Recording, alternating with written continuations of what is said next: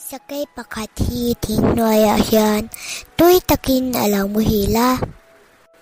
Tutia tui taka a mu thilh lai chuan thosite takte hi lo thlawka. Sakay beng bulah chuan a ron vi ve a. Sakay chu ron harin hei thosite kalbo ro a ti a.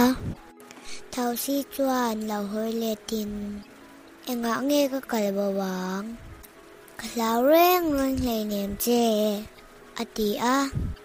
Sakay chu a thin rim em maya a tin siam takte chu a ron ti chuak chu a. Ti chuan thosi chu a beng pup maya.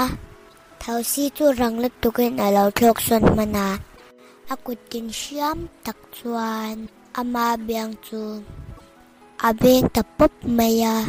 A beng chu a ham kher ta duaya. Nasa takin a ron thi a. Thosi a ro chu a bul vela chuan a ron vi le ta ve maya. Sakay chu a thin rim zua sawa. A kut le lama tin say tak chu a ti thuak le ta thu maya. Thosi chu ben fu ngay tumi a han beng le ta vak maya. Ma se ama ang bokin amma le ama chu a in beng le ta chuan maya. Na ati em a thosi la chu a thlok ngain a la thlok kwal reng maya.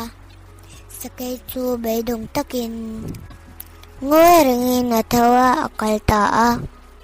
Thosi chuan chapau lutuk su ka chan mi zong hi an ma ni zona chuan an rau pui em vekania ati a.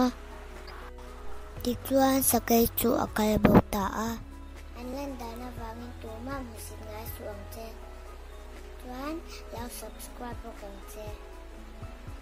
Lau share bo kala than thu dang bo kan lo ti chak ze lang. Bye bye.